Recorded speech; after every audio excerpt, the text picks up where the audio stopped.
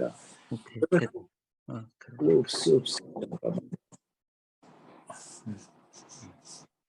일단은 우리가 제일 먼저 보아야 될 건 뭐냐면 우선 탈탄소라는 개념을 먼저 봐야 되고, 그래서 저탄소, 그 다음에 계통의 신뢰도, 특히 우리 유명하신 우리 최재석 교수님이 이 신뢰도 부분은 국내에서 거의 최고 전문가시고 그런 부분을 또 연구를 하고 계시죠. 그래서 교수님이 또 신뢰도의 최고 전문가시니까 저는 경상대학이 앞으로 분산전원이나 재생에너지가 발전됨에 따라서 개통이 가져야 될 어떤 신뢰도의 기술들을 최고의 수준을 경상대가 확보되지 않을까 이렇게 기대를 하고 있습니다. 그 다음에 이제 저비용, 그 다음에 이제 안전이라기보다는 전력망의 안정도를 가진 그런 개통망 에너지 시스템으로 점점 변해 나갈 것이라고 이렇게 생각을 하고 있습니다. 그래서 다음 페이지 이거를 우리가 재생에너지 기반으로 미래 전력망의 솔루션은 크게 우리가 키워드를 딱 두 가지로 보시면 돼요. 하나는 뭐냐면 기존에 있는 경직되어 있는 에너지, 그러니까 화석연료나 원전은 어떻게 되냐면 장기 수급 계획에 의해서, 그러니까 아주 오래전부터 계획을 만들어 놓고 그 계획에 따라서 투자를 오랜 장기간에 걸쳐서 건설하고 준비를 하는 거죠. 그래서 자원을 투입할 때도, 그러니까 가장 좋은 건 뭐냐면 과거의 시스템은 24시간 동안 끊임없이 발전원이 가동을 하고 전력 시스템이 움직여야, 가동을 해야 쉽게 말해서 투자한 돈을 다 뽑을 수가 있어요. 근데 중간에 끊었다 붙였다 하면 그 시스템은 계속 적자가 나는 거예요. 계속 적자가 나는 시스템이고, 그래서 그 시스템 자체를 뭐라고 그러냐면 우리가 경직성 자원이라고 해요. 그런데 재생에너지는 어떻게 되냐면 항상 짧은 시간 내에 우리가 결정을 해서 붙였다 뗐다 할 수 있는 거죠. 개통망에다가. 그렇기 때문에 과거의 자원을 경직성 자원이라고 그러면 지금의 자원은 유연하다. 그래서 유연성 자원이라고 할 수 있는 겁니다. 그래서 어떻게 하면 개통이 유연성 자원을 흡수해서 그것에 반응해서 운영할 수 있을 것인가 하는 것을 우리가 중심으로 생각을 해야 되고, 그 다음에 문제는 뭐냐면 재생에너지는 전력망에 들어오면 좀 불안해요.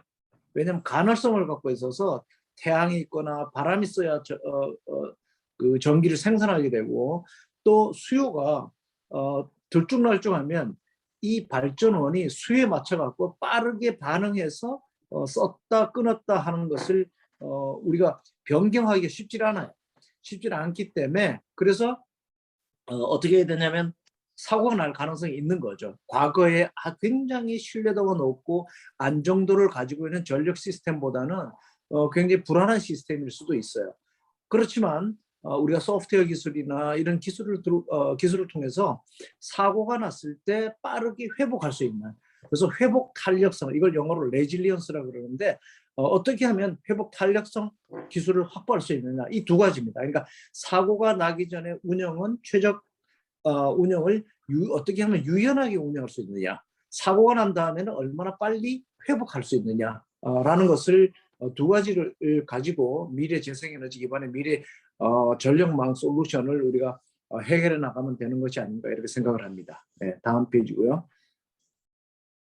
네, 제가 이 한 장에다가 정리를 했는데 요거는 아주 국내에서 좀 많이 사용되는, 특히 교수님들이 많이 사용되는 슬라이드입니다.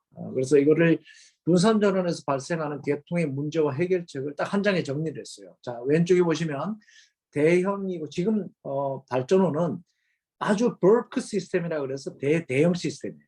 그 다음에 중앙 집중식입니다. 그 다음에 아까 제가 말씀드렸듯이 자원을 쉽게 급전하거나 제어하기가 되게 어려워요. 그래서 경직성 자원입니다. 근데 이게 요즘 우리가 말하는 그린 뉴딜이나 스마트 시티나 탄소 중립이나 아리백이나 이런 거를 계속 나오는 것은 재생에너지가 분산전원이 개통에 이제 달라붙는 거죠. 달라붙는데 특히 송전망에 달라붙는 게 아니라 배전망에 많이 달라붙어요. 그래서 규모 자체가 굉장히 소규모고 분산 전원이 분산돼 있고 그다음에 유연한 자원입니다. 하나 더 분류하자면 대형하고 주황 집중식 위에 망들은 전력을 어디에 달라붙냐면 주황 집중식이기 때문에 송전망에 많이 달라붙습니다. 그러니까 송전망하고 배전망 구조가 달라요. 송전망은 주로 메쉬망이라 그래서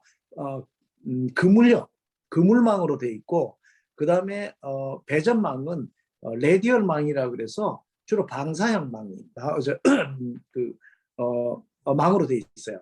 그래서 이런 구조 자체가 굉장히 다릅니다. 그러다 보니까 우리가 이제 배전망으로 많이 달라붙고 근데 자원 자체가 유연하면서 분산되다 보니까 이제 여러 가지 문제가 발생할 수 있어요. 우선 첫 번째 문제가 뭐냐면 관성입니다. 여러분은 알겠지만 전력 계통은 큰 대형 발전기가 뭘 갖고 있냐면 회전을 하고 있어요. 회전을 하고 있기 때문에 기계식, 즉 굉장히 그 기계식 에너지를 갖고 있습니다. 이걸 카이네틱 에너지라고 그러는데 기계식 에너지를 갖고 함께 돌아가서 계통은 같이 이렇게 동기를 맞춰 돌아가고 있는데 작은 자원들이 계통망에 달라붙어요. 그런데 재생에너지들은 대부분 다 뭘 안 가지고 있냐면 기계적 에너지를 안 갖고 있어요. 그래서 인버터를 통해서 바로 연결이 돼 있기 때문에 기계적 에너지를 안 갖고 있는 거죠. 여러분들 계통에서 계통을 잘 이해하고 있을 거라고 생각을 하고 있는데 자전거를 30명이 자전거를 같이 연결해서 같이 하나의 자전거에서 그 뭐라 그럴까 이 페달이라 그럴까 페달이 30개가 있는데 사람이 30명이 거의 자전거를 몰고 있다고 생각을 해봐요. 그러면 이 사람들은 같이 돌고 있기 때문에 기계적 에너지를 같이 투입을 하고 있는 거예요. 이게 기존의 발전기들이죠. 그런데 여기서 한두 사람이 운동을 안 해. 그러니까 발만 얹혀놓고 남이 가면 그냥 따라가는 형식으로 되면 이 사람은 관성이 없는 거예요. 그래서 기존에 있는 전력망을 혼란스럽게 하고 교란을 만들 수가 있습니다. 그래서 주파수가 흔들리거나 전압이 떨어지거나 올라가거나 이런 현상이 생길 수가 있어요. 그래서 관성의 문제, 그다음에 주파수의 문제가 생길 수 있고 여전히 우리가 기존의 발전은 보다는 전력 품질을 안전하게 유지할 수가 없어요. 특히 재생에너지가 배전망에 달라붙는데 발전을 해서 배전망에서 인젝션이라고 해서 전기를 바로 계통망에 주입을 하게 되죠. 주입을 하게 되면 뭐냐면 전압이 올라가요.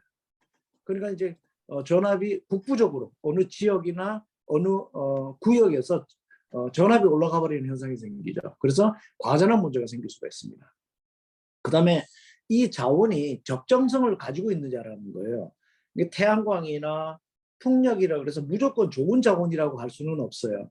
계통막에 달라붙었을 때 두 가지를 반드시 조건을 만족시켜야 돼요. 하나는 뭐냐면 제어가 가능해야 돼요. 내가 언제 원할 때 컨트롤러블 해야 됩니다. 제어가 가능해야 되고 그다음에 또 하나는 뭐냐면 디스패처블, 급전이 가능해야 돼요.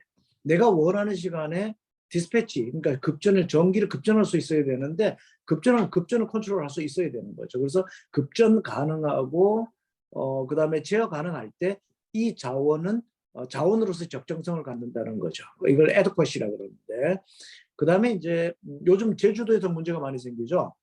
어느 시간대 피크 시간대의 수요를 넘어서 풍력 같은 거가 발전을 더 많이 해버리는 거예요. 내가 원하는 것보다 발전을 더 많이 해서 전기가 초과 발전을 하는 거죠. 그러면 계통으로 주입을 할 수가 없죠. 계통 용량보다 전기가 너무 많이 생산되기 때문에 이거를 계통에다 집어넣을 수가 없는 거예요. 그러니까 어떻게 하냐면 이걸 잘라야 돼. 이걸 커테일먼트라고 합니다. 그래서 이걸 뭐라 그러냐면 출력 제한이라고 그래요. 전기용어로 하면 출력 제한이라고 해서 그래서 제주도는 사용하는 양과 송전망의 용량보다 풍력 발전이 어느 시간대에 과도하게 생산을 돼서 이걸 전력망이 넣지 못하기 때문에 끊어버리는 겁니다. 그래서 출력 제한하는 일이 생기는 거고 또 하나는 뭐냐면 여러분들이 그 더 커브라는 걸 배웠을 거예요. 그러니까 예를 들자면 그러니까 12시부터 6시 정도까지는 태양광이 아주 활발하게 생산이 되는 거잖아요. 그럼 기존의 전력망에서 전기가 일정하게 들어오고 있어요. 그러니까 발전을 하고 있었던 거죠. 근데 그 시간대에 태양광이 발전하면 기존의 전력망은 일정하게 생산하는 게 아니라 뚝 떨어지죠. 왜냐하면 그 떨어지는 양만큼 뭐가 생산하고 있냐면 태양광이 전기를 생산하고 있는 거예요. 그래서 연결돼 있다가 태양광에서 생산되는 전기가 그 시간대에 들어오니까 기존의 이제 발전원에서 전기는 밑으로 떨어지고 위에 기존의 발전원들이 생산하던 전력만큼을 태양광이 생산하고 있는 거죠. 그래서 우리가 2시부터 12시부터 6시까지 배가 볼록하는 형태로 바뀌는 겁니다. 그래서 요거를 오리처럼 생겼다 그래서 더커브라고 해요. 더커브라고 그러는데 문제는 뭐냐면 6시부터 7시, 8시 이때 문제가 생기는 거죠. 그때는 발전원, 그러니까 태양광, 재생에너지에서부터 전기 생산이 끊어져 버려요. 태양광이 해가 지니까. 그러니까 기존의 발전원들이 가만히 떨어져 서 있다가 원래 사용하는 양만큼 발전을 끌어올려야 돼. 그래서 쭉 끌어올려가지고 원래 사용하던 양만큼 수준을 유지를 해야 되는 거죠. 그래서 그 끌어올리는 걸 뭐냐면 램프업이라고 해요. 증간발이라고 합니다. 그래서 증간발을 얼마나 빠르게 기존의 전력망에 맞춰서 따라가게 해줄 수 있느냐, 이거를 증간발에 대한 유연성이라고 할 수가 있는 거죠. 여전히 그 다음에 과거에는 무슨 일이 있었냐면 전력망은 우리나라 하나 보죠. 우리나라는 남쪽에서 전기가 60%가 생산이 돼요. 그래서 60%의 전기가 어디로 올라오냐면 북쪽으로 올라오죠. 60%의 수요가 있는 수도권으로 올라옵니다. 그래서 이걸 우리나라에서 뭐라고 그러냐면 북상조류라고 그래요. 북을 향해서 올라오는 전류라고 그래요. 전기가 이제 올라오는 거죠. 그런데 그때는 발전기가 몇 개 안 돼. 예를 들어서 제가 우리 최 교수님하고 한전의 시뮬레이터에 일할 때 그때 우리나라 발전기가 다 합해봤자 270개밖에 안 됐어요. 대형 발전기죠. 근데 지금은 분산 전력거래소에 발전기로 등록된 것만 몇 개냐면 5,000개입니다. 5,000개. 그러니까 발전 사업자로 5,000개나 등록이 되어 있어요. 그런데 재생에너지가 전국에 흩어져 있는 걸 합하고 나면 50만 개 가까워요. 50만 개.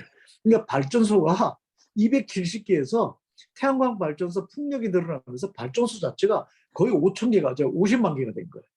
그럼 이거를 예측이 불가능한 거 이게 어디서 쉽게 말해서 어디서 생산되는지, 어디서 얼만큼 생산되는지, 어느 시간에 생산되는지 알 수가 없는 거죠. 굉장히 어려운 현상이 생겨버리는 거예요. 그리고 전력망이 어디 달라붙었는지 모르니까 개통 자체가 혼잡스럽게 생기는 거예요. 고속도로가 5개가 있다가 고속도로가 2개 도로로 이렇게 좁아지면 거기에 병목 현상이 생기잖아요. 병목 현상이 생기는 게 이게 뭐냐면 컨제스천이라고 그래요. 이거 전력 개통도 똑같아. 예를 들어 5개 전력망으로, 그러니까 배전망으로 연결됐다. 1개의 송전망으로 딱 모선, 그러니까 노드에서 연결이 되면 거기에 혼잡 현상이 생기죠. 그래서 전력망의 소규모의 태양광 발전이나 풍력 발전이 전국에 많이 흩어져 있으면서 어느 순간 전기가 한꺼번에 생산돼서 개통 쭉 들어왔을 때 개통 혼잡이 생길 수 있다. 이런 문제고, 또 하나는 배터리 같은 게 달라붙잖아요. ESS 같은 게 붙어서 무슨 일을 일으키냐면 옛날에는 전기를 내가 발전원에서 생산해서 개통망으로 보낸 다음에 전기를 컨섬션, 내가 쓰기만 했어요. 쓰기만 했는데 이제는 발전원에서 전기를 내가 생산하고, 태양광도 마찬가지죠. 생산을 해서 배터리에 저장을 했다가 넣었다 뺐다 하는 거예요. 저금을 또 우리가 저금했다, 저금을 인출해 쓰듯이 전기도 넣었다 뺐다 할 수 있는 거죠. 그러니까 인젝션이라고 그러고, 내가 빼서 쓰는 걸 위드드로우라고 그래요. 그래서 주입했다, 인출했다 하는 거죠. 그래서 전기의 방향이 투웨이가 되는 거예요. 단방향에서 양방향으로 전기가 이제 흐르는 현상이 생기는 거죠. 아까 말씀드렸듯이 언제 어디서 얼마큼 생산되는지 알 수가 없기 때문에 예측하기가 어려운 자원이 되어버린 거예요. 그 다음에 이제 이런 것들 때문에 송전망도 늘려야 되고 발전을 어디다가 설치도 해야 되고 막 이러는 데 대한 규제들이 생기는 거죠. 그 규제가 막 이제 엄청나게 변화가 일어나는 거예요. 그래서 이런 여러 가지 어려움들을 해결하기 위해서 그럼 어떤 기술들을 우리가 가져야 하느냐, 이거를 제가 오늘 한 36가지로 정리를 해서 여러분들의 설명을 드리는 겁니다. 그 다음 장이요. 뭐 제가 앞에서 다 설명을 드려서 요 에너지 전환에서의 시스템 운영의 새로운 요구는 그냥 한번 읽어보시면 될 것 같아요. 자, 일단 요건 그냥 넘어가고요. 요 한 장에 제가 분산 전원을 위한 서비스를 한 장에 다 정리했습니다. 여러분들이 졸업하실 때까지, 아니야, 이거 졸업하실 때까지 다 공부 못할 것 같아. 요거는 박사과정까지 요거를 다 공부 좀 하시라고. 이거는 제가 이제 왜 이걸 정리를 했냐면, 학교 다닐 때는 교수님인데 공부를 하시다 보면 한 개, 두 개 기술을 아주 깊숙하게 공부를 하게 되세요. 그런데 산업체에 나오시게 되면, 또는 한국전력을 가거나 아니면 기업을 가거나 이렇게 되면 깊숙한 기술을 배우시는 게 아니라 이 기술들이 서로 병합돼서 하나로 연결돼서 어떻게 전체가 돌아가야 되는 기술을 알아야 돼요. 그래서 이 기술들을 전체를 다 이해를 알아야 되기 때문에 깊이보다는 넓이 있는 기술을 알 필요가 있어요. 그래서 적어도 석사 하실 때까지는 넓이를 좀 많이 추구하시고, 박사가 되면 과정에서는 아주 그중에 내가 이거 한 개 되면 정말 박사가 될 거야 라고 해서 깊숙이 공부하시라고 제가 딱 나열을 해놨습니다. 이 중에서 뭐 한두 개만 여러분들이 아시면 아마 국내에서 뭐 최고 전문가들이 되십니다. 그래서 제가 쭉 나열을 해놨고요. 그다음에 이제 세부 항목에 대해서 쭉 설명을 드릴게요. 이제 세부 항목 설명을 드릴 시간이 30분밖에 안 남아서 쭉쭉 넘어가 설명을 드릴게요. 우선 제가 기술 혁신은 어떤 기술 혁신이 일어나고, 두 분의 전력 계통에서는 무엇을 배워야 되고 알아야 되고, 그 다음에 전력 시장에 대해서는 뭘 알아야 되고, 그 다음에 미래 기술에 대해서 뭘 알아야 되는지, 그거를 네 가지로 분리를 해서 제가 설명을 드려놨고요. 여러분들은 이제 전기공학과에 계시지만 생각을 다르게 하셔야 돼요. 제가 제 이야기를 합니다. 잡음이 되게 많이 나는데, 제가 그 학부는 기계공학과를 나왔고 부산대학에서 기계공학을 했고요. 이제 석사는 전자공학을 했어요. 그 다음에 박사는 컴퓨터공학을 했고, 그 다음에 28년, 30년 동안 LG산전, LS산전에 전기를 이제 직업으로 하는 거죠. 그 다음에 이제 박사를 시애틀에 있는 유답에 가서 포스닥을 전력 개통을 했어요. 전공을 다 다르게 한 거죠. 그러니까 네 개의 과정에 전공이 다 틀렸던 거죠. 그래서 누가 마이크를 좀 너무 켜놓은 것 같은데 잡음이 계속 들려서요. 여러분들 지금 마이크 켜놓으신 분은 좀 끄시면 될 것 같아요. 우리 학생들 일단 자기 마이크 다 끄는 걸로 하겠습니다. 나중에 질문하실 때 켜시면 될 것 같고요. 그 다음에 이제 그래서 제가 LG산전에서 CTO가 이제 되는 시간이 됐어요. 나이가. 그런데 저보다 나이 많은 연구소장들이, 저보다 많게는 6살 많은 사람들이 연구소장으로 있었어요. 근데 6살이 적은 제가 CTO가 된 거예요. 그 이유는 모든 기술을 아주 깊숙이 하는 것이 아니라 한 분야는 전문 분야가 있지만 나머지 분야를 전부 다 꿰고 있다. 다 이해하고 있고 그것을 다 통섭하고 있다. 융합할 수 있다. 그렇게 해서 CTO가 가장 어린 나이인 제가 CTO가 된 거예요. 산업체는 이렇습니다. 산업체는. 그렇지만 학계나 연구소에 갈 때는 아주 깊숙한 공부를 해야 되기 때문에 이 중에 한두 개의 최고 전문가가 되시면 돼요. 그래서 제가 그런 의미에서 전부 기술을 포괄적으로 나열을 해놨고요. 우선 기술혁신에 대해서 한번 볼까요? 자, 우리가 여기서 이제는 여러분들이 이해해야 될 것 중에 하나가, 변화 중에 하나가 뭐냐면 계량기예요. 이걸 미터라고 그러는데 스마트 미터죠. 옛날에는 스마트 미터, 즉 계량기가 그렇게 중요하지 않았어요. 왜냐하면 한국전력에서 전기 요금 걷어가느라고 계량기를 그냥 갖다 달아놓은 거예요. 달아놓고 측정이 되면 그 킬로와트 아워당 얼마야 하고 전기 요금을 내는 데 썼어요. 근데 이제는 계량기가 전기 요금 쓰는 목적하고 완전히 달라졌어요. 이제는 그런 계량기는 스마트 미터라고 안 해. 그건 적산 전력계라고 그래서 볼륨메트릭 미터라고 그래요. 그래서 그건 그냥 전자식 계량기야. 근데 스마트 미터라는 것은 양방향 측정도 되고 양방향 통신도 되고 데이터를 몇 단위로 저장할 수도 있고 초단위로 측정할 수 있는 실시간 데이터 측정도 되고 이렇게 돼야 돼요.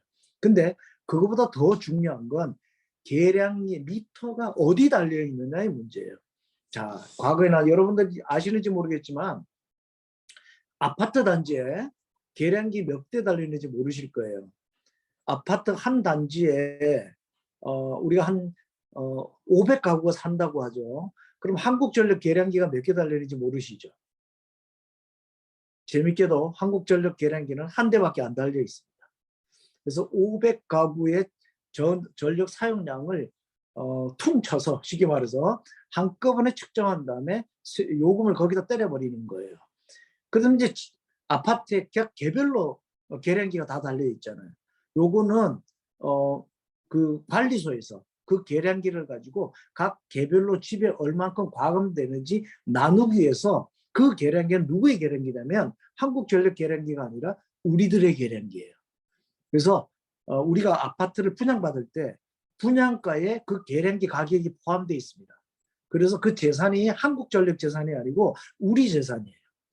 그래서 우리가 잘 보실 때 전기요금을 걷어가는 앞에 있는 계량기, 요거를 프론트 더 미터라 그래서 요건 유틸리티 계량기예요. 그다음에 이 유틸리티 다음에 각 가정에 달라붙어 있는 계량기는 미터 후단, 유틸리티 미터 후단에 달려 있는 계량기죠. 이거를 뭐라 그러냐? 비하인드 더 미터라고 그래요. 그래서 미터 후단에 그러니까 미터 후단에 있는 거죠. 그래서 왜 이게 중요하냐면 옛날에는 발전을 할 때 배터리를 저장 장치가 모두 어디 달려 있냐면 비하인드 더 미터 전단에 달려 있었던 거예요. 근데 지금은 미터 후단에 여러분들 집에 미국 같은 경우에는 배터리를 가정용 배터리가 있어요. 집안에 옛날에 얼마 전에 텍사스에서 정전이 났을 때 그 집들은 다 불을 켰어요.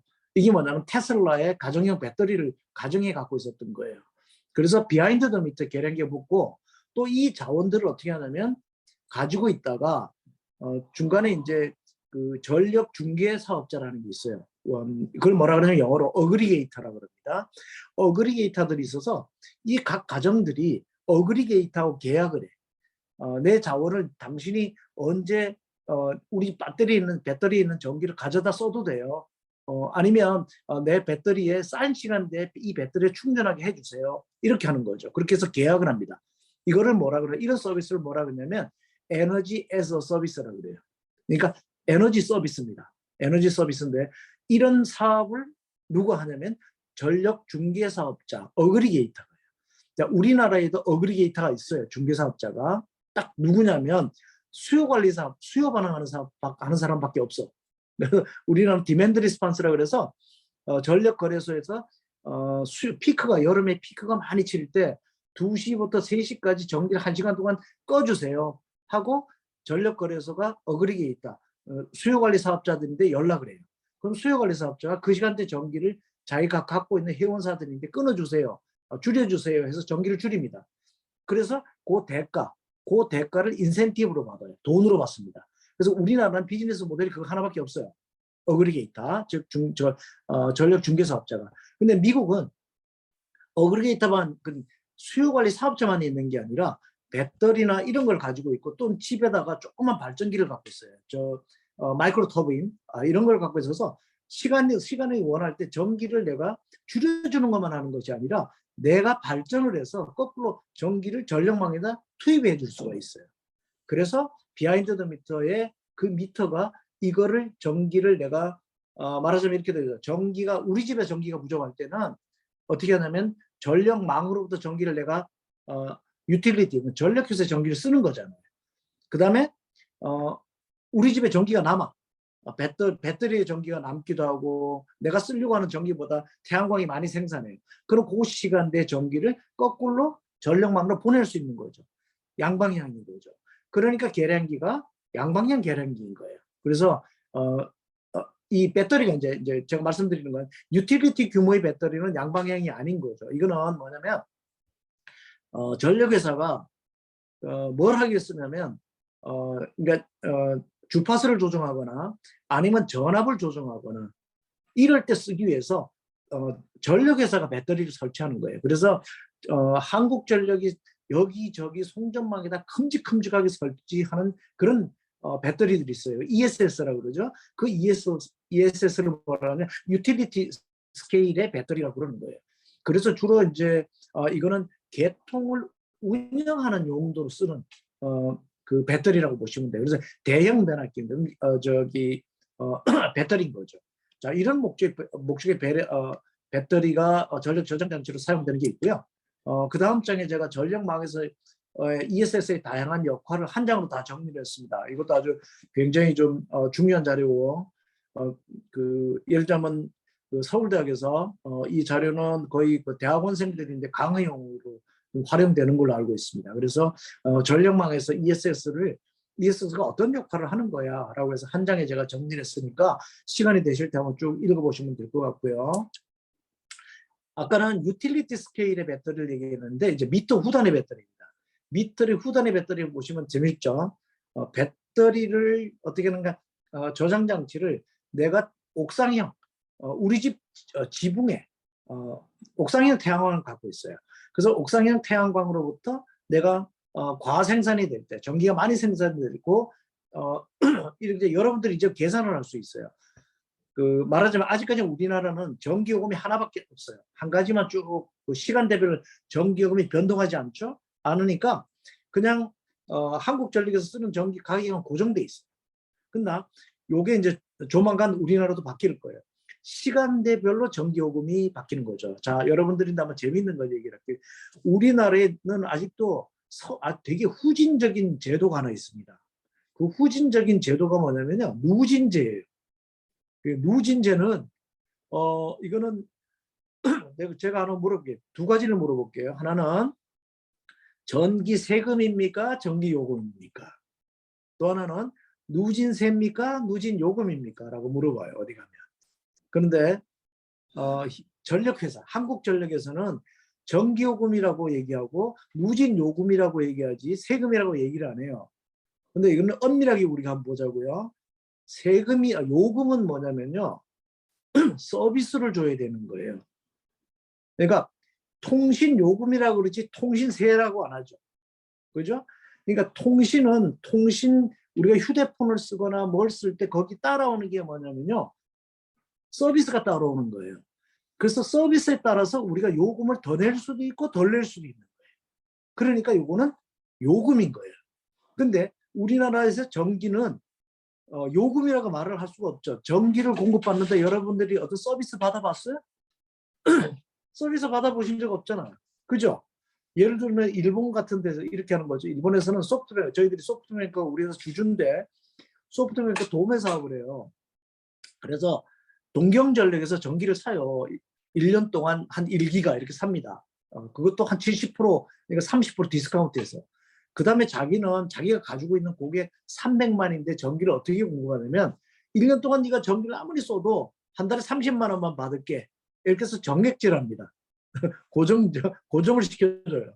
그러면 전기를 많이 쓰는 적게 사람이 있는데 그 사람들이 자기는 아주 한 달에 아무리 뭐 쓰고 그냥 30만 원, 20만 원인 거예요. 그냥 편안하게 써. 편안하게 전기를 쓸 수 있죠. 우리는 전기요금이 많이 올라가면 전기를 많이 쓰면 막 불안하잖아.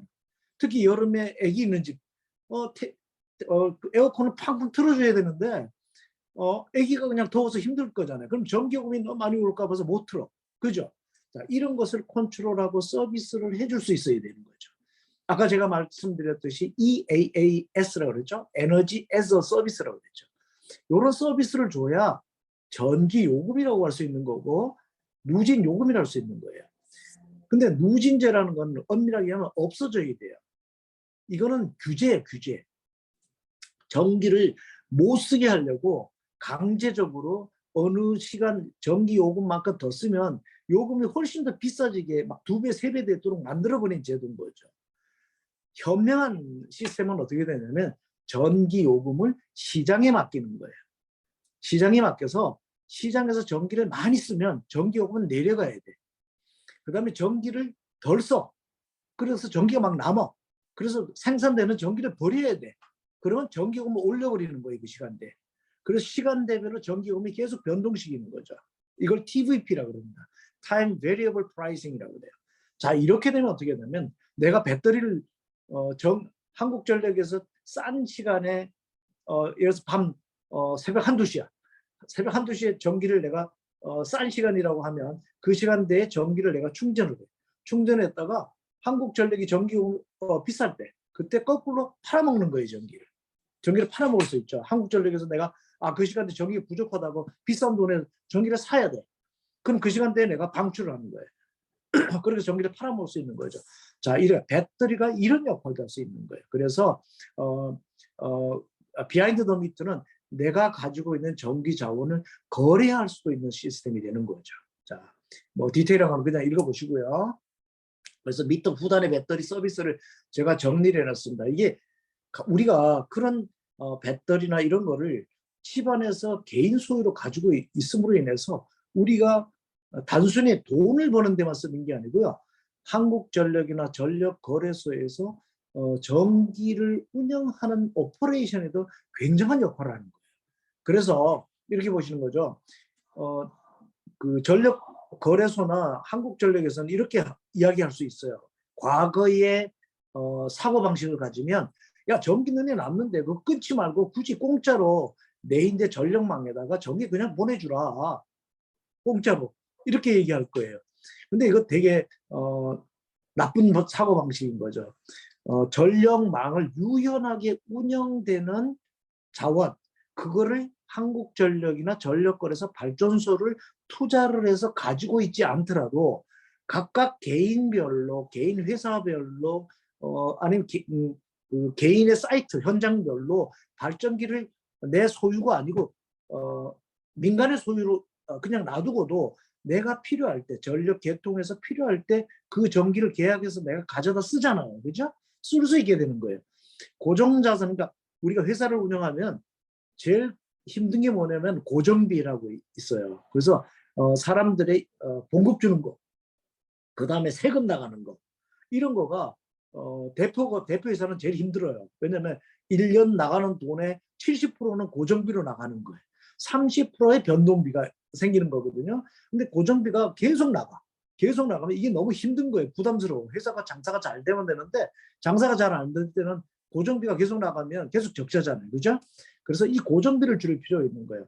그래서 전력회사는 고정비를 줄이는 거예요.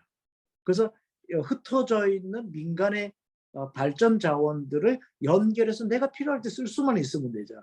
그래서 그게 아까 제가 말씀드렸듯이 컨트롤러블, 제어 가능하고 디스패처블, 급전, 내가 원할 때 급전할 수 있게끔 하면 그 자원을 내가 쓰는 거죠. 대신 뭘 줘야 되느냐? 돈을 줘야 되는 거죠. 리버스, 그러니까 보답을, 그러니까 리뉴메레이션이라고 그러는데 보상을 해줘야 돼.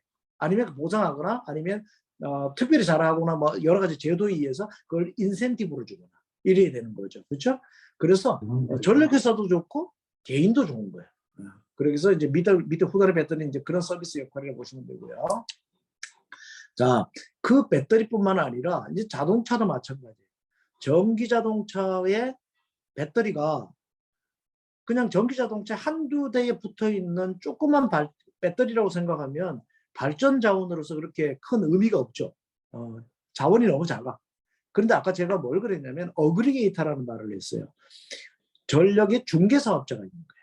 그래서 전력 중개사업자가 예를 들어서 전기 자동차를 10만 대를 내가 계약을 해. 계약을 했다가 10만 대를 모으면 발전 자원을 예를 들면 10만 대를 하면 그럼 원전 하나만큼 자원을 내가 어그리게이션 하는 거예요. 이걸 뭐라 그러냐면 어그리게이션이라고 그러고 우리나라 말로 집합화, 자원의 집합화라고 해요. 그 자원을 집합해서 갖고 있다가 말하자면 하나의 발전 역할을 아까 배터리하고 똑같은 거예요. 그래서 한국전력이 원하는 시간대 전기를 자동차에서 거꾸로 전력망으로 전기를 보낼 수 있는 일이 생기는 거죠. 그래서 이렇게 해서 이 시간대도 아까 시간대별로 전기 요금이 바뀌면 싼 시간대에 내가 충전할 수도 있고 뭐 비싼 시간대에 전기를 내가 팔 수도 있고 이렇게 되는 거죠. 자, 이렇게 하면 뭐죠? 아까 제가 제주도의 출력 제한, 풍력의 발전이 너무 많아서 전기를 버려야 돼. 자, 그러면 어떻게 하냐? 머리 좋은 사람들은 어떻게 하냐면요. 앱을 하나 개발을 해. 앱을 하나 개발해서 어떻게 하냐면 이제 그 전력회사나 아니면 뭐 지방에 있는 그 유틸리티가 아니면 그 전력 중개사업자가 내일 2시부터 3시에 당신들 여기다 예약을 하세요. 그럼 그 시간대에 풍력 발전으로서 전기가 남는데 그 시간대에 내가 전력망에 전기를 보낼 수가 없고 끊어야 되니 그 전기를 그 시간에 무료로 충전을 해드릴게요. 이렇게 할 수 있는 거죠. 또는 아니면 50% 가격에 충전해 드릴게요. 이렇게 되는 거잖아요. 그죠? 이렇게 되는 거를 뭐라 그러냐면 플러스 DR이라고 그래요. 이건 저희가 좀 이따 설명을 드리고요. 그렇게 해서 이 전기 자동차의 배터리를 가지고 자원으로서 굉장히 잘 플렉서블하게 운영할 수 있다 이렇게 보시면 됩니다. 자, 그 다음은 그런 시스템이 운영되기 위해서는 전기 자동차하고 전력망이 플랫폼으로 하나 만들어져야 되는 거죠. 이걸 제가 한 5년 전에 그렸던 그림인데 이걸 Vehicle Grid Integration이라고 그래요. 그래서 이런 시스템을 운영하면 보시면 최종 소비자의 기기, 설비, 자동차 충전기 이런 것들도 진단지할 수가 있고 그 다음에 부하를 어그리게이션, 집합화해서 내가 거래도 할 수 있고 그 다음에 수요 반응, 전력 거래소에서 전기를 2시부터 3시를 줄여달라고도 할 수 있지만 내가 전력 거래소가 부족하니 전기를 그 시간 동안에 전기 자동차에 있는 전기를 전력망으로 좀 보내주세요. 이렇게 할 수 있는 거죠. 그렇죠? 그렇게도 할 수 있고 그 다음에 이제 가상발전소의 자원으로 내가 그 전기를 갖고 팔아먹을 수도 있어요. 거래할 수도 있어요. 네, 가상발전은 좀 이따 설명드리고 자, 그 다음에 이제 전기를 단순히 전력망으로 보내는 것뿐만 아니라 연로도 만들 수 있어요. 그래서 연로 만들어가지고 예를 들어 이런 거죠. 여러분들 아시는지 모르겠지만 주변에 태양광 짓는 거라든가 아니면은 송전탑 짓는 거 갖고 주민들이 반대를 많이 하잖아요. 이거는 왜 그러냐면 지금 표면적으로는 돈 내라. 우리 지역에 송전망이들은 돈 달라. 환경 해치니 뭐 이런 걸로 알려져 있잖아요. 근데 그런 거보다 우리가 좀 건전하게 생각을 하면 윈윈 전략을 못 만들어낸 거예요. 그러니까 예를 들어 송전탑을 짓거나 태양광 발전소를 짓거나 하면 여기서 남는 부수적인 에너지를 가지고 열을 만들든지 수소를 만들어 갖고 주변에 있는 사람들하고 같이 공생할 수 있는 그런 서비스를 주는 거예요. 그래서 만드는 전기를 가지고 열로 만들어서 주민들이 열을 공짜로 쓰세요. 이렇게 이제 서비스를 한다든가 이렇게 해주면 되죠. 그러면 이제 전기 요금이라고 할 수 있는 거죠. 그죠? 전기 세금이 아니고. 그래서 이제 열로도 변환할 수 있고 그 다음 장에 보시면 수소로도 변할 수 있어요. 자, 이게 제주도에서 요즘 이걸 테스트하고 있죠. 그러니까 재생에너지로 전기를 생산을 해서 수전의 설비라는 게 있어요. 수전의 설비로 전기를 뭘로 만드냐면 수소로 변환할 수 있어요. 그래서 수소로 전기를. 자, 그러면 여기서 우리가 한번 봅시다. 수소로 전기를 하면 전기를 저장하는 거잖아요. 그 다음에 아까도 얘기했듯이 배터리다 저장도 할 수 있잖아요. 그러면 저장 기능을 수소도 가질 수 있고 배터리도 가질 수 있어요. 근데 이 두 가지는 장단점이 있어요. 배터리는 장기적으로 전기를 저장하는 매체가 아니에요. 단기적으로 짧은 시간 일주일 이렇게 전기를 저장하는데 효과가 있는 거고 수소나 이런 것들은 시즈널이라는 거예요. 계절별로 아주 긴 시간 동안 내가 전기를 수소로 저장할 수 있어요. 그래서 에너지를 저장할 때는 단기 저장도 있어야 되지만 중장기 저장도 있어야 돼요. 그래서 중장기가 예를 들자면 과거에 우리가 전기를 저장하는 방식 중에 하나가 뭐냐면 뭐가 있었냐면 양수 발전이 있었어요.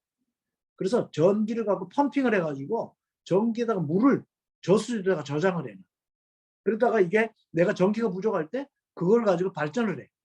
옛날에는 전기를 저장하는 방법이 양수 발전 한 가지밖에 없었어요.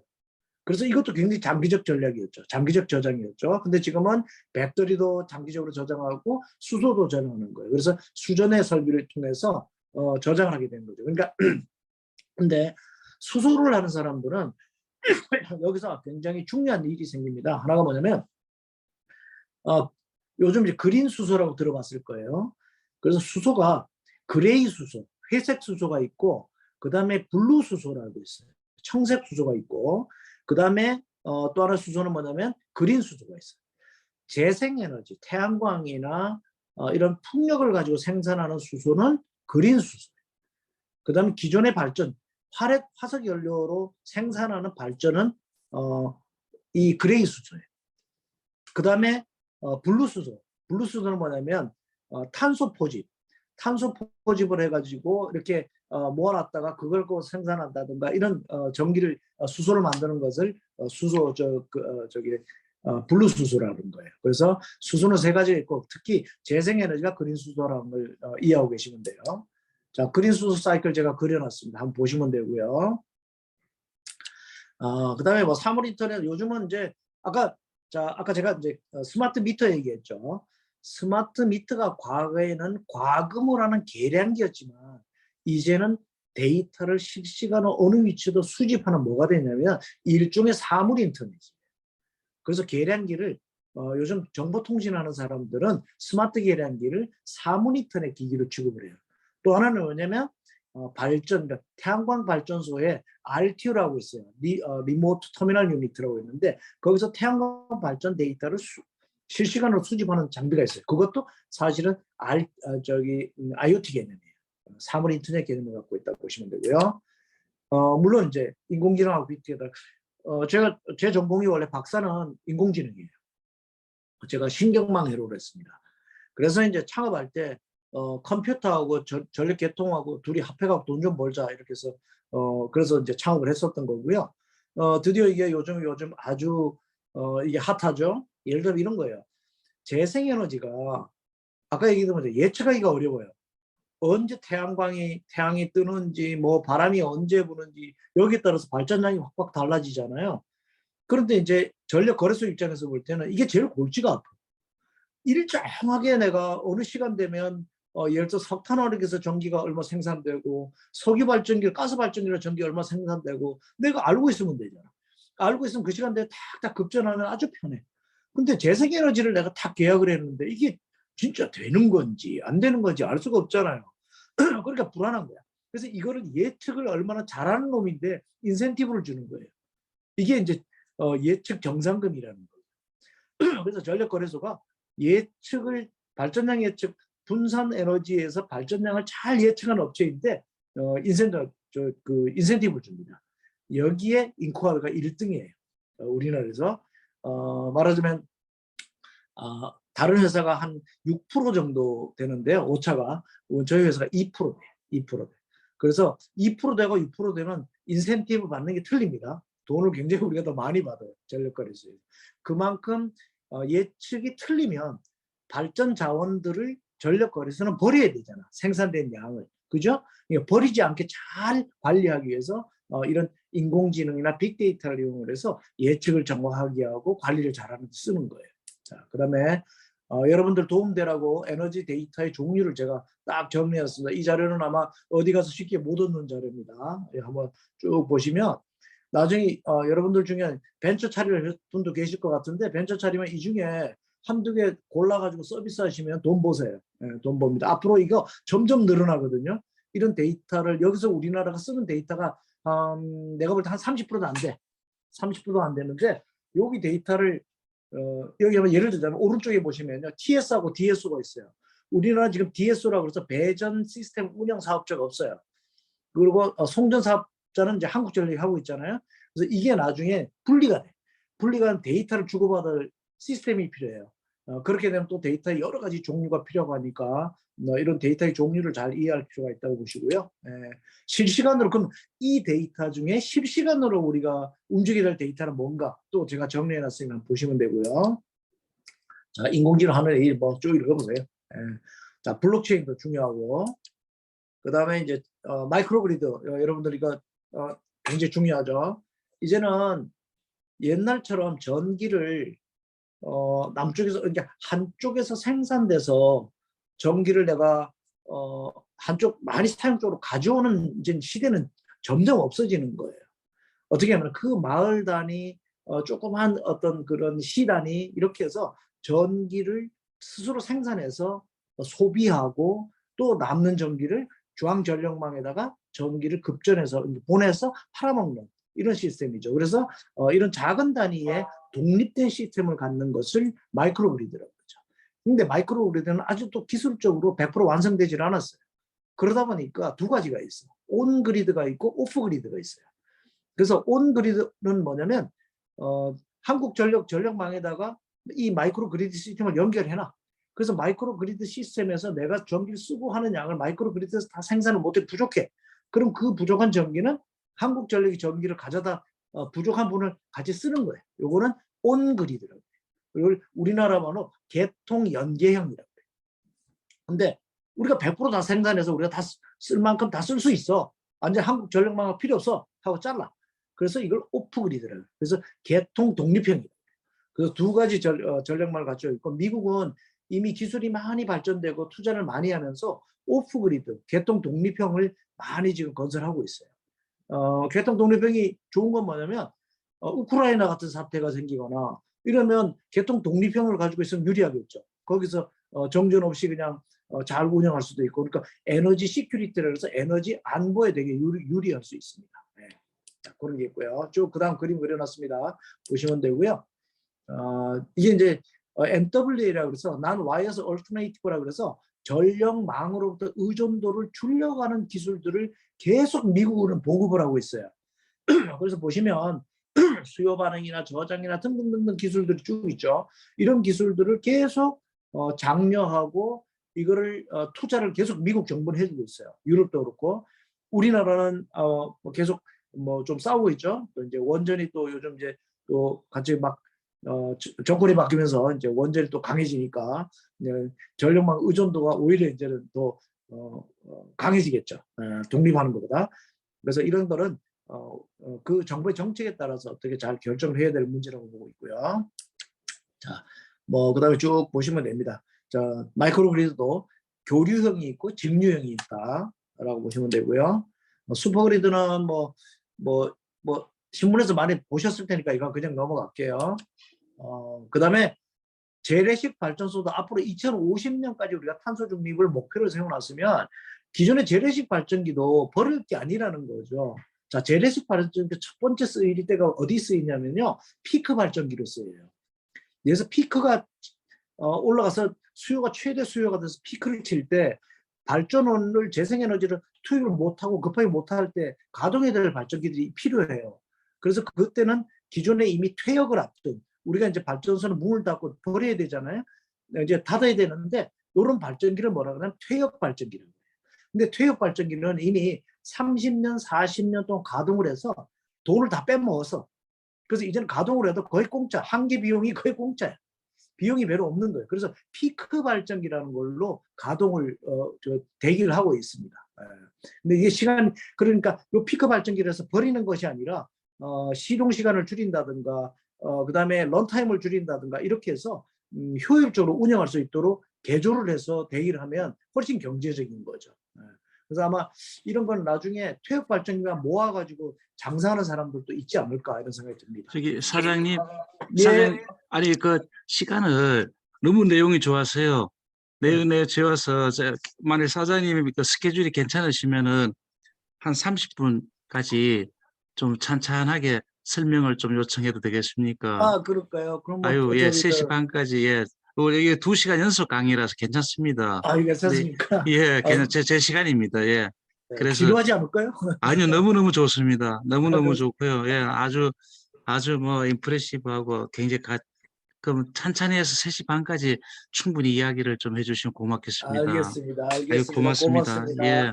네. 제가 나중에 따로 한번 모셔야 되겠네요. 예, 예, 이거 뭐 감사합니다. 오프라인으로 한 2시간, 3시간 정도 불러주세요. 예, 예, 그렇게 하겠습니다. 세월이 예, 좋아지면, 예. 예. 그 다음에 이제 두 번째는 비즈니스 모델이에요. 이제 비즈니스 모델은 당장 우리가 전기 에너지를 가지고 돈을 벌 수 있는 모델들이 어떤 것이 있을까 한 몇 가지만 제가 사례를 정리를 했어요. 그 첫 번째가 뭐냐면 아까 얘기했듯이 부하관리 사업이라고 이름을 붙였는데 사실은 전력 중개 사업입니다. 그래서 이걸 미국에서는 어그리게이터라고 해요. 어그리게이터. 앞으로도 이 어그리게이터라는 용어를 여러분들 되게 많이 쓸 거예요. 자, 몇 가지 용어이고 이런 거는 나중에 이제 교수님들이 시험 낼지도 몰라요. 용어 중에 아까 제가 BTM이라서 비하인드 더 미터라는 용어를 썼어요. 비하인드 더 미터라는 용어를 굉장히 중요하게 생각을 해야 되고, 두 번째 어그리게이터, 그 다음에 EAAS라고 그랬죠. 에너지 에서 서비스. 이런 용어들은 분산 에너지가 생김으로써 대두되는 용어들이었기 때문에 이런 거는 시험 문제에 나올 거라고 봅니다. 그래서 부하관리 사업자, 그러니까 이제 작은 자원들이 전국에 흩어져 있는 자원들을 이제 내가 가입자로 모으는 거예요. 예를 들자면 LG 플러스도 어떻게 말하면 통신 어그리게이터야. SK도 통신 어그리게이터야. 그래서 통신 휴대폰을 갖고 있는 사람을 SK에다 가입을 시키잖아요. 그래서 전국에 내가 1000만 명의 가입자를 내가 가지고 있어. 그럼 그 통신 데이터를 이용을 해서 뭘 하냐면 통신 사업자는 서비스를 해. 그죠? 그러니까 통신 어그리게이터야. 그리고 커뮤니케이션 어그리게이터로 보시면 되고요. 에너지도 똑같아요. 에너지도 전기 자동차 자원 갖고 있는 사람, 풍력 자원, 여러분들 아는지 모르겠지만 풍력 발전소 가지고 있는 사람들이요. 그 전기를 사고 팔고 해서 돈을 벌려고 하는 사람 많지 않아요. 그런 아이디어가 별로 없어. 뭐냐면 단지 풍력 발전 건설해주고, 건설비 해주고, 건설해가지고 그냥 이렇게 장비 팔아먹고, 발전소를 지어주고, 건설비 팔아먹고, 뭐, 유지보수해서 돈 벌고, 이런 걸로 돈을 벌려고 하지, 그런 거를 잘 운영하고, 오퍼레이션 해가지고, 전기를 시장에다 갖다 팔아서 차익을 남긴다든가, 이렇게 해서 돈을 버는 사람이 별로 없어요. 그러나, 앞으로 우리나라는 그런 걸로 시장이 많이 열릴 거라는 거죠. 많이 열릴 거예요. 그래서 그런 자원들이, 전기자동차, 풍력, 태양광, 뭐 등등이잖아요. 근데 이런 자원들의 공통점이 있어. 공통점이 자원을 데이터를 모아야 되잖아. 데이터를 내고 통신도 휴대폰도 다 데이터를 연결해서 묶듯이 이런 자원들은 물리적으로는 어디에 연결돼 있어요? 트랜스미션 또는 디스트리뷰션, 그러니까 네트워크, 전력망에 물리적으로 연결돼 있지만 이 물리적으로 연결돼서 전기가 얼마나 어느 시간대에 흘러가고 그 다음에 어디서 내가 사용하고 이런 걸 알려고 그러면 물리적인 전력망에서 내가 보고 판단할 수는 없잖아요. 뭘로 해야 되겠어요? 거기 각각에 붙어있는 미터, 거기에 각각에 붙어있는 센서, 사물인터넷 이런 걸로 해서 데이터를 쭉 수집을 해서 어디로 가지고 오냐면 클라우드 컴퓨팅을 갖고 오는 거예요. 클라우드. 그래서 클라우드 컴퓨팅으로 그런 데이터를 수집을 해서 인공지능으로 예측도 하면서 분석도 하고 할 수 있는 거예요. 그래서 어그리게이터 사업을 있고요. 그다음 수요 반응은 아마 이게 우리나라에서 전기 서비스 중에 가장 먼저 생긴 게 수요 관리 사업이에요. 그래서 우리나라 수요 관리 사업자가 우리나라 25개가 있어요. 초창기에 이거 가지고 돈 버신 분들이 많습니다. 벤처도 그렇고.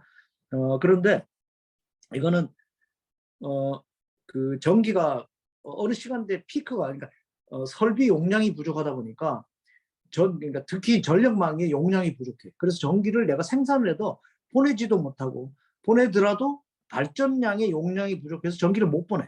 그럼 전기 용량이 부족하잖아요. 그러면 수요를 따라가지 못하고 공급량이 못 따라가니까 그 시간대 발전 설비를 지으는 것보다 더 효과적인 방법이 뭐냐면 전기를 덜 쓰게 하는 방법이에요. 그래서 전력거래소가 2시부터 3시까지는 전기를 사용량을 줄여주세요. 대신 내가 돈 드릴게요. 이렇게 되는 거죠. 그 돈이 뭘까요? 그 돈은 용량이 부족해서 발전회사나 거래소가 전기 설비, 그러니까 송전탑과 발전기에 투자하려고 했던 돈이야. 그 돈을 전기를 줄여줌으로 인해서 같은 효과잖아요. 발전 설비를 늘리는 거나 전기 소비를 줄이는 거나 같으니까 그 투자했던 돈을 인센티브로 전기를 줄여주는 사람인데 나누어 주는 거예요. 이게 수요관리 사업이에요. 수요관리 사업인데 여기는 크게 한 3가지 정도를 볼 수 있어요. 지금 하고 있는 우리나라 수요반응 사업은 적응형이라고 그래서 뭐 언제 줄여주세요? 예, 줄여주고. 그리고 이건 플랫폼도 없어. 요즘 그 전력 수요 관련 사람들이요, 플랫폼 없이 전화를 합니다. 저 포스코인데 전화해가지고 야 내일 2시부터 3시까지 전기 좀 끊어줘. 이래서 사람의 관계형 비즈니스예요. 아주 후진적이죠. 굉장히 후진적 사업을 하고 있고요. 요거는 앞으로 변합니다. 그 다음 장 제가 넘기면 일단 그 다음에 이제 내용이 나오는 그 다음에 설명드릴게요. 자, 미국은 이미 캘리포니아 룰 24라 그래서 수요 관리 사업을 하려면 이런 걸 구축을 해야 됩니다라고 해서 표준을 만들어 놨어요. 요거는 요즘 IEEE 규격으로 넘어갔어요, 이미. 자, 표준을 만들 때는 제가 단 국가 표준 IEC에서 한 15년 활동을 했는데요. 국가대표로. 표준을 만들 때 처음에 기업이 먼저 모여서 표준을 이렇게 만듭시다 하고 했고 기업끼리 단체를 만들어요. 이거를 디팩토 스탠다드라고 합니다. 그래서 기업 간 표준이에요. 그렇게 했다가 이게 굉장히 표준이 많이 사용되거든요. 그러면 그 표준을 국가 표준으로 만들어. 아니면 글로벌 표준으로 만들어요. 그래서 그게 국제 표준이 되는 거예요. 그런데 이제 여기 말하면 캘리포니아 룰은 뭐냐면 캘리포니아에서 태양광하고 부산전원을 굉장히 많이 투자를 하는데 너무 중구난방이야. 막 표준도 없이 막 들어오고 중국에서 인바타 들어오고 태양광 중국, 일본, 한국에서 막 들어오잖아요. 표준이 없어갖고 막 안 돼. 그러니까 캘리포니아에 있는 그 전력회사들이 모여서 태양광이나 이런 거는 이런 표준을 맞춰야 돼. 라고 해서 캘리포니아 룰을 만든 겁니다. 이게 CA가 캘리포니아예요. 그래서 캘리포니아 룰을 만들었는데 예를 들어 24는 수요 관리, 수요 반응이고요. 21은 인바터, 스마트 인바터 얘기예요. 그래서 이제 지금은 이게 다 표준으로 통하게 되니까 어떻게 하냐면 IEEE로 넘어갔어요. 그래서 IEEE 표준으로 지금 바뀌었다고 보시면 돼요. 자, 아까 얘기했듯이 적응형, 전화를 하던 디맨드 리스폰스에서 뭘로 바뀌나? 패스트 디맨드 리스폰스로 바뀌는 거예요. 그래서 이제는 하루 전, 아까는 적응형은 뭐냐면 하루 전에 연락해. 근데 하루 전에 연락하는 것은 발전 예측량이 부족하다고 전력 거래소가 수요가 이만큼 되는데 발전량이 이만큼 되니까 부족하니까 하루 전에 수요 관리 사업자들인데 연락을 해서 줄여달라고 하는 거잖아요. 그렇죠? 근데 이게 하루 전에 한 게 맞아요, 틀려요? 틀릴 수도 있잖아. 그러니까 어떻게 하냐면 10분 이내 10분 전에 발전이 부족해. 그럼 빨리 좀 전기 넣어줘. 줄여줘. 이렇게 연락하는 거죠. 그래서 24시간을 뭘로 하냐면 5분, 10분으로 줄이는 거예요. 이걸 fast demand response를 합니다. 저희 회사가 또 여기에 강하죠. 실시간 플랫폼을 운영하고 있기 때문에. 그래서 고속 디맨드 리스폰스로 지금 전력 거래소가 바꾸고 있다. 이렇게 보시면 되고요. 그 다음에 이제 플러스 대아래.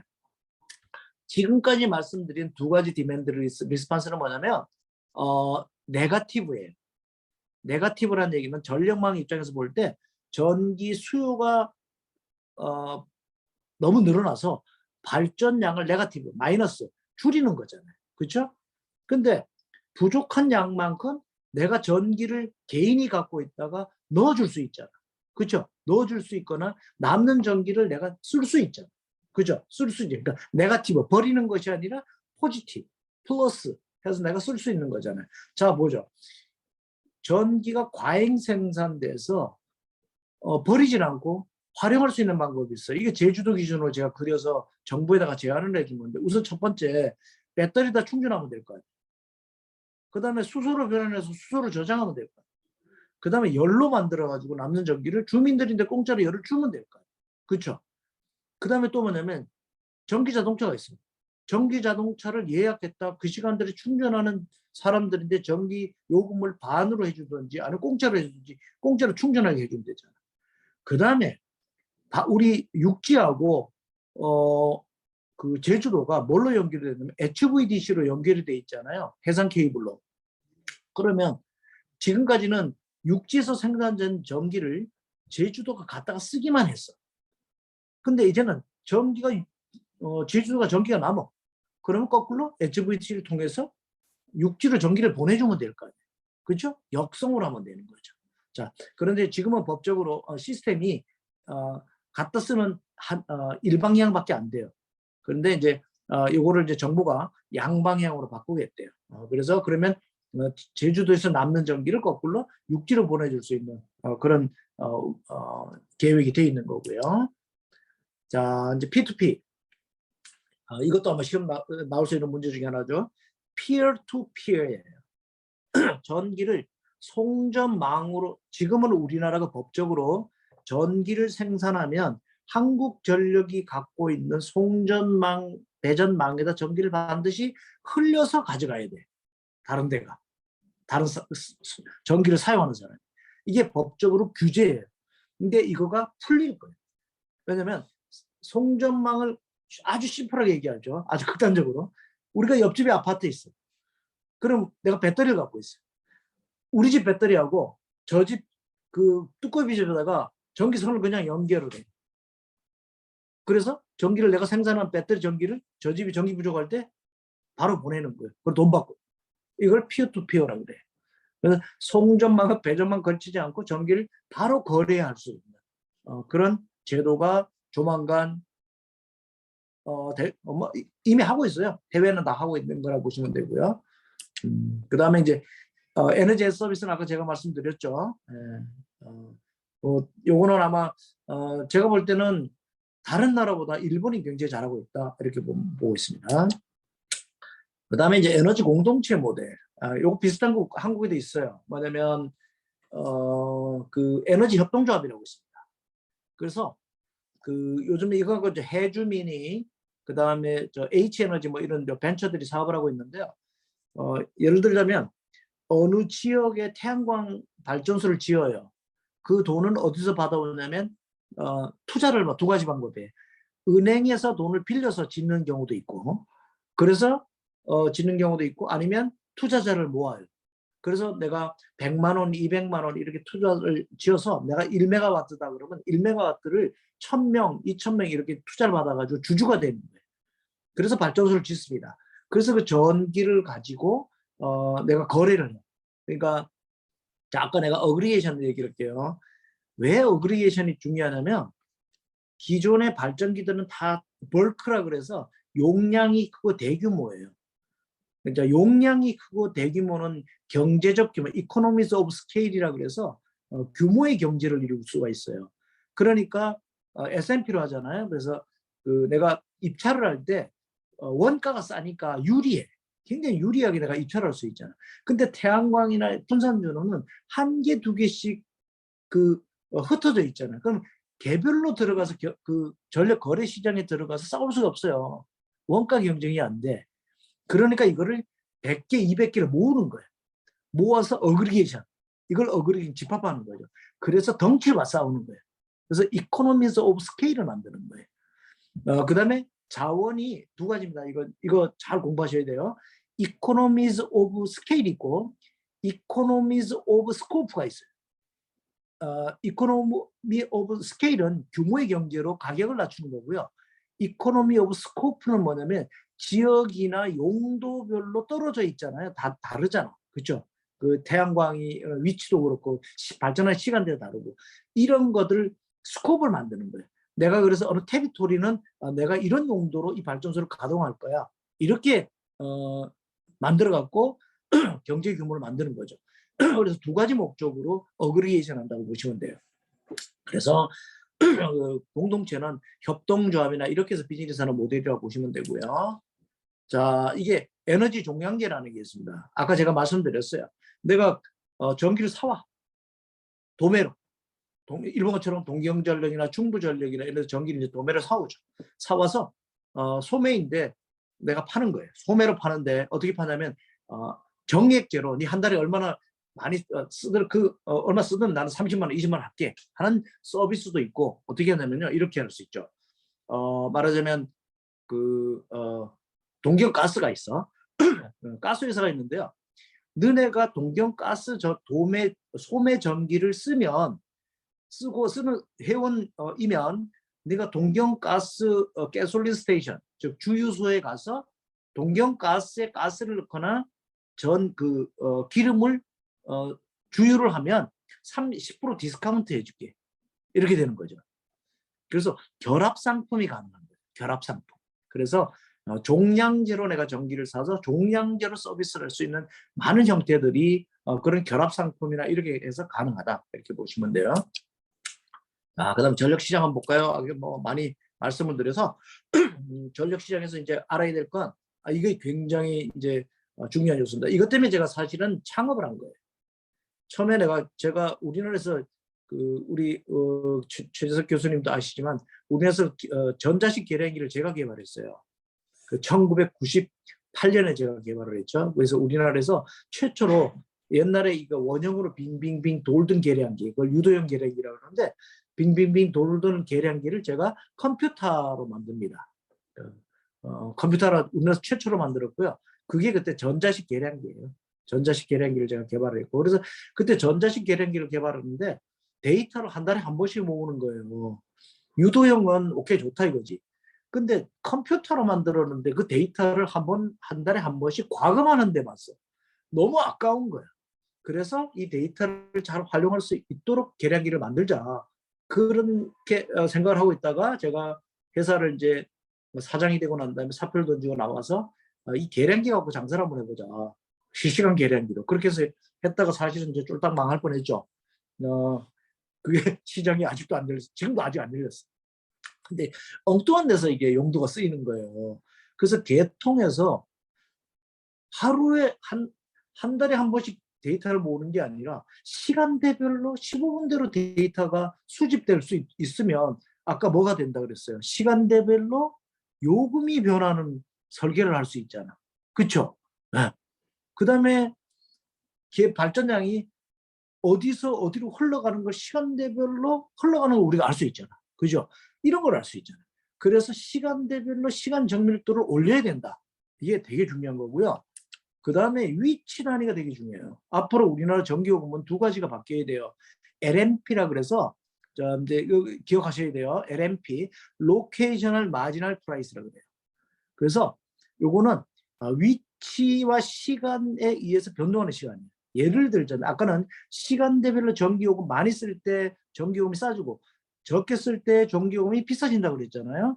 여기에 하나는 더, 여러분들이 지금 진주에 살잖아요. 그러면 남쪽에서 전기를 생산해서 500km의 송전탑을 통해서 수도권으로 올라와. 근데 올라오면서 전기가 2%에서 5%는 날아가. 그런데 남쪽에 있는 사람, 전기를 생산하는 발전소가 있는 쪽에 있는 사람들이나 전기를 쓰기만 하는 수도권에 있는 사람들이 전기요금이 똑같아.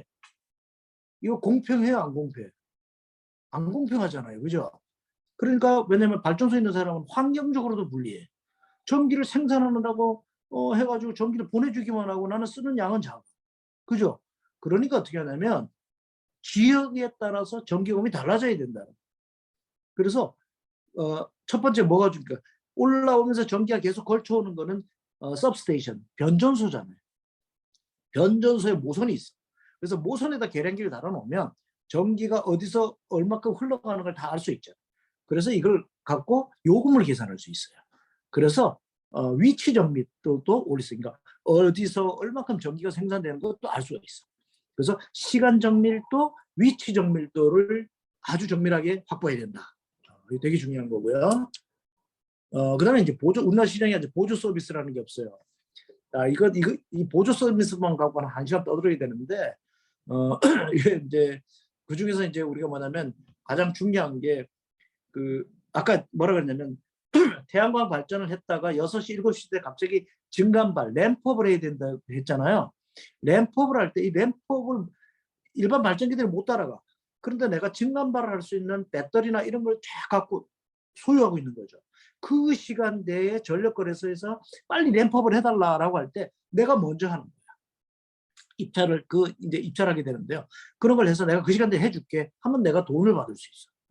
그래서 보조 서비스는 지금까지는 한국전력에서 그저 해주는 거라고 생각했는데, 이제는 분산전원이 들어오면 보조 에너지를 돈 받고 팔아먹을 수 있어. 자, 그 다음에 무효전력이라는 게 있어요. 여러분들은 무효전력을 되게 우리 최재석 교수님인데 무효전력이 뭐예요? 하고 물어보면 엄청 어렵게 설명할 거예요. 되게 쉽게 설명해 드릴게요. 무효전력은 야구할 때 직구를 탁 던지잖아요. 근데 모든 사람들은 아주 스트레이트로 피처가 캐쳐인데 직선으로 날아갈 수가 없어요. 공을 어떻게 해야 돼요? 중간에 약간 위쪽으로 띄워서 이렇게 가야 돼. 그죠? 위쪽으로 이렇게 띄워서 이렇게 가야 되는데 그 위에서 받쳐주는 힘, 요 받쳐주는 게 무효전력이에요. 그 다음에 요렇게 곡선으로 이렇게 가는 건 뭐냐면 요거는 피상전력이에요. 네. 그리고 바로 가는 건 유효전력이에요. 그렇게 해서 요거를 우리가 잘 생각하면 돼. 그래서 전압이 떨어져요. 내가 멀리 전기를 보내는데 전압이 떨어지잖아요. 그러니까 전압이 떨어진 건 아까 야구공이 떨어지는 거랑 똑같잖아. 그죠? 떨어질 때 이제 전압이 떨어지는 중간에 이제 케이블에서의 저항 성분이나 뭐 기타 등등 때문에 이제 전압이 떨어지잖아요. 이럴 때 어떻게 하냐면 캐파시터 뱅크나 리액터 같은 게 중간에 있어가지고 무효 전력을 투입을 해주는 거예요. 그래서 전압이 안 떨어져도 만들어지는 거예요. 이런 무효 전력. 무효 전력이 제어가 되게 심한데 그동안은 한국전력은 무효전력을 운영을 하면서 돈을 못 받아. 이건 비용인 거예요. 전기요금은 유효전력으로 받아요. P는 이꼬르 VI 코사인 세타라 그래서 P 코사인 세타 값만 받아. 사인 세타를 못 받아요. 사인 세타가 무효전력이거든. 사인 세타 값을 받아야 되는데 그건 돈을 못 받아. 그래서 이건 어떻게 하냐면 살짝 숨겨서 전력산업 기반기금 이렇게 해갖고 이제 그 돈을 저기 비용에다가 숨겨놓고 받아요. 근데 요금으로 못 받아. 근데 요거를 이제 무효전력을 만드는 사람들, 무효전력을 뭘로 만드냐면요. 배터리 이런 것들로도 만들 수 있어. 그 다음에 스마트 인버터로도 만들 수 있어. 그래서 이런 거를 다 재생에너지 갖고 있는 사람들이 스마트 인버터를 내가 투자를 갖고 있다가 무효전력을 그 시간대 필요할 때 투입해주고 돈 받을 수 있는 거죠. 이게 보조 서비스예요. 보조 서비스. 이런 것들. 그래서 보조 서비스로도 이제 돈이 된다. 이렇게 보시면 되고요. 그 다음에 이제 용량 설계. 이것도 좀 한참 걸리는데 이건 뭐 그냥 넘어갈게요. 용량은 우리가 좀 이해해야 될 용량 자원이 있어요. 우선 호스팅 캐파시티라는 게 있고요. 펌 캐파시티라는 게 있습니다. 요거는 적어놓으셨다가 반드시 공부를 하세요. 펌 캐파시티는 FIRM이라 그래서 확정 용량이에요. 내가 필요한 용량이 확정적으로 약정되어 있는 용량. 그러니까 내가 얼마나 가져갈 때 딱 그 용량이 결정되어 있는 용량은 펌 캐파시티고요. 내가 받아들일 수 있는 용량이 있어요. 그걸 수용 용량이라 그래요. 우리나라 말로 그걸 호스팅 캐파시티라고 그래요. 그래서 용량 설계할 때 그런 걸 잘 감안해서 설계해야 된다. 이렇게 말씀드리고요. 그 다음에 이제 앞으로 요거 이제 아주 핫합니다. 전력 시장이 우리나라처럼 전력 거래소에 의해서 지역 시장만 운영되지 않아요. 앞으로 반드시 중앙 시장만 앞으로 지역마다 지역에서 전기가 지역으로 쪼개져서 지금 어떻게 하면 가스 여러분들 아실 거예요. 가스 회사가 지역 독점권을 갖고 있어요.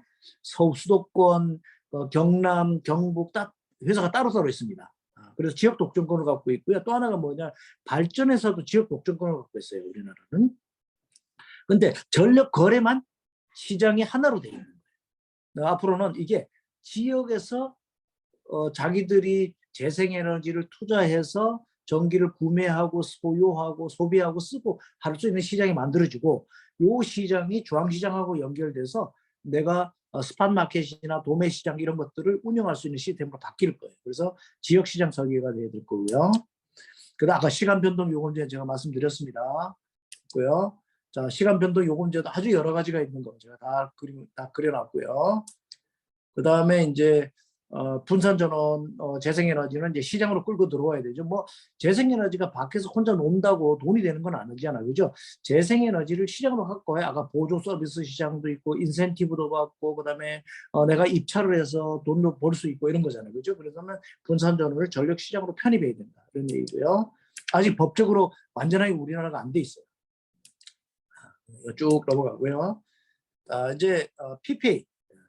이제 전력 구매 계약이라는 게 있습니다. 그 전력을 이거는 현재 시스템 기준이에요, 사실은.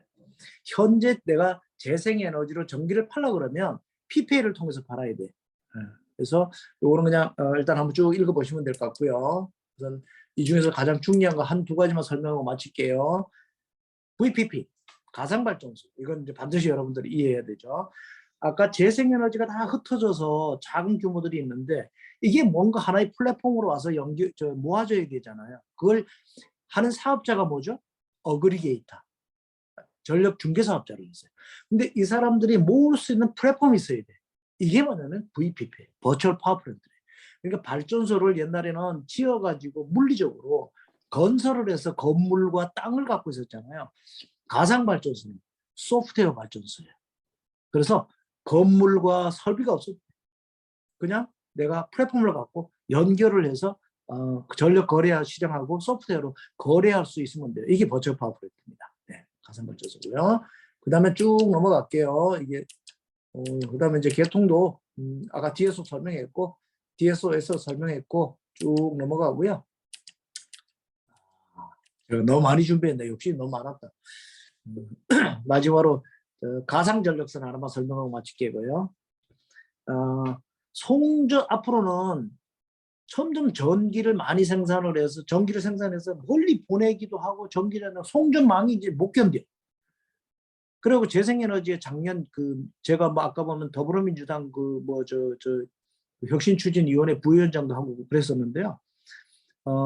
이번에는 이제 우리가 또 이 국힘에는 제가 이제 정치 중립이라서 아무 데서 막 불러요.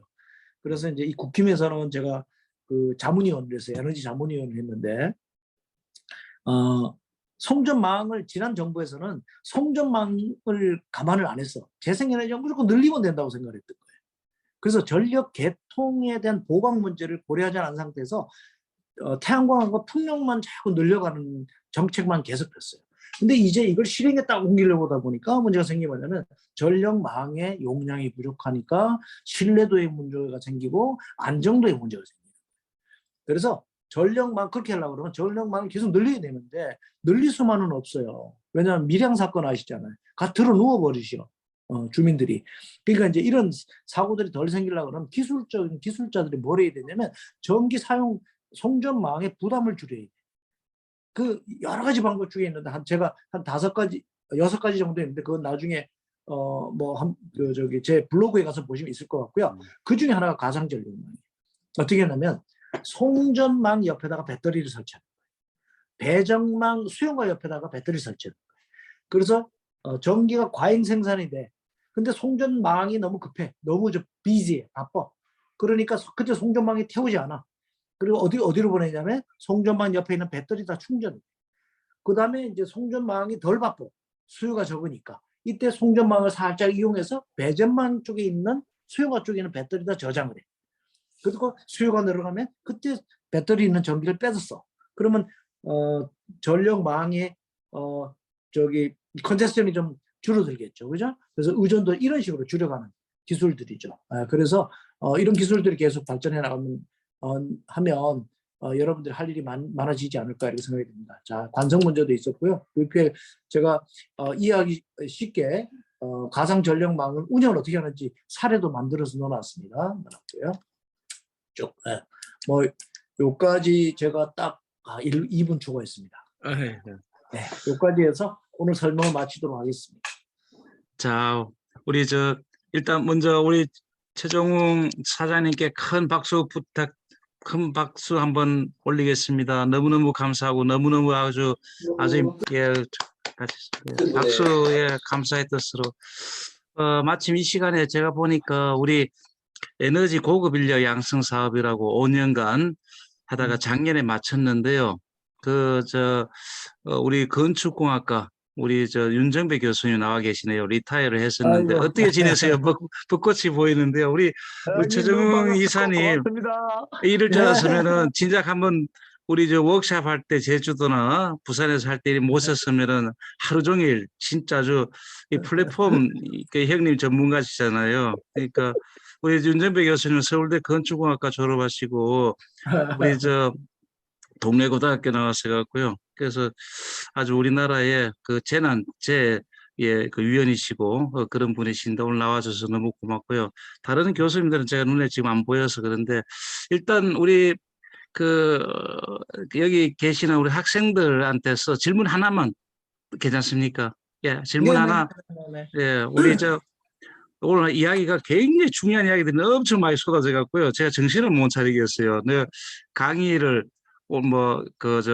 뭐랄까 우리 겨우 이제 전력 조류 계산 아직도 못 들어가고 중간고사가 그걸 하기 위한 RLC 정수 이제 겨우 배우고 있죠. 여러분들 우리 4장까지만 시험 치도록 하겠습니다. 18일 날 중간고사는 되겠죠? 경률이 되겠죠. 근데 내가 오늘 보니까 어그리게이터는 시험 중간고사에 내야겠어요.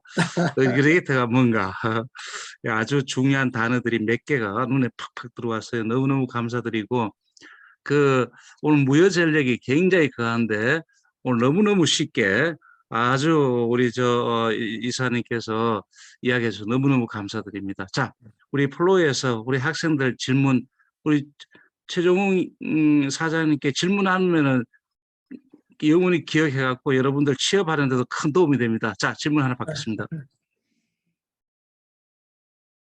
우리 학생들 질문이 없어요. 그죠? 주창이 마이크 네, 켜고 교수님. 우리 저 박사과정 학생인데요. 아주 똘똘합니다. 논문도 석사 때 벌써 뭐 SCI도 쓰고 막 했는데 질문 아이고. 없나? 아, 질문은 없습니다, 교수님. 아, 그 그래? 대신 대표 이사님께서 이제 음, 전략시장부터 해서 그래, 네, 어떤 부분을 연구해야 될지 딱 그래, 정리까지 다 해주셔서 그래. 좋았습니다, 강의 아유, 자체가. 그래. 네, 우리 잘 조정만 들었습니다. 전력거래소 전무이사한테 지금 전력시장 강의 잘 듣고 있지? 네, 지금 듣고 그래, 있습니다. 우리 저 경남과기대학 우리 경상대학교하고 합쳐서 경상국립대학교로 바뀌면서 조정만 개건 교수로 마침 총장님이 허락을 해주셔서 지금 하고 있는데 좋은 시간 되기를 바랄게요. 아마 주창 질문이 많을 것 같은데 좀 쑥스러운 것 같고 나중에 하면 따로 우리 이사님한테 하고 자 우리 학생들 뭐 이 시간에 꼭 전력 개통 전체에 대해서 여쭤보고 싶은 거 있으면 질문 하나 던져주세요. 민준이 화장실 갔나? 님, 그래 있나 뭐 질문이 없으시더라도 제가 마지막 장에 예, 제가 그 저기 메일하고 예, 전화번호 이런 게 있으니까 예. 뭐 수시로 뭐 카톡이나 이런 데 해서 질문하셔도 됩니다. 아이고 감사합니다. 예. 그럼 우리 윤정배 교수님 저 한 말씀 부탁드릴게요. 예. 예, 너무너무 감사하고 제가 비전문가지만 그래도 많은 그 도움이 되고 혹시 부산에 오시면 예. 우리 그 ABM 그 김병철 회장님이나 그 직원들한테 한번 강의를 부탁드리면 너무너무 좋은 강의고 아, 도움이 그래. 돼서 아유, 예. 예, 그게 한번 아유, 또 예. 우리가 진짜 모셔야 되는데 이게 굉장히 중요한 예. 예, 언제든지 연락 인프레시브 주세요. 할것 같아요. 예. 오케이. 아이고 잘 됩니다. 자, 그러면은 우리 학생들 질문이 있는데 우리 잘 안 해요. 근데 아마 시간도 그런 것 같고 학생들 눈치가 빨라서 빨리 끝내달라고 하는 것 같은데 이사님께 우리 최정웅 대표 이사님께 앞으로 무궁한 발전을 기대하면서 앵코어더 전 세계적인 회사입니다. 우리 학생 여러분 다 같이 큰 박수로 이 시간에 얼굴 보여주세요. 자, 큰 박수로 소리가 잘 안 나죠? 일단 그래도 우리 마이크 앞에 대고 박수로 하겠습니다. 얼굴 보여주세요. 사진 찍어주세요. 주창이 사진 찍어줘요. 자, 같이 이렇게 수고하셨어요. 하겠습니다. 이렇게 할 때 감사합니다. 감사합니다. 예. 자, 이사장님 너무너무 좋은 시간, 유익한 시간. 오늘 요거는 제가 지금 녹화를 했는데요. 아까 홍익 때 그거는 끊고 중간에 몇 개 끊고 하겠습니다. 자, 정리해서 같이 공유하도록 하겠습니다. 너무 감사드리고 예, 좋은 시간 되십시오. 다음에 한번 하면은 우리 한번 꼭 오프라인으로 직접 대면으로 한번 모실 수 있는 기회가 있기를 바라겠습니다. 예, 이사님 고맙습니다. 때문에 자주 내려가니까 연락 주세요. 네. 예. 네. 네. 감사합니다. 이것으로 오늘 수고하셨습니다. 특강은 다 마치는 걸로 하겠습니다. 감사합니다. 자, 여러분 학생 여러분들은 우리 18일 날 중간고사 때 뵙겠습니다. 감사합니다. 마치겠습니다. 예. 감사합니다. 예. 감사합니다. 임 교수님 고맙습니다. 감사합니다. 고맙습니다. 자, 빠이빠이. 감사합니다.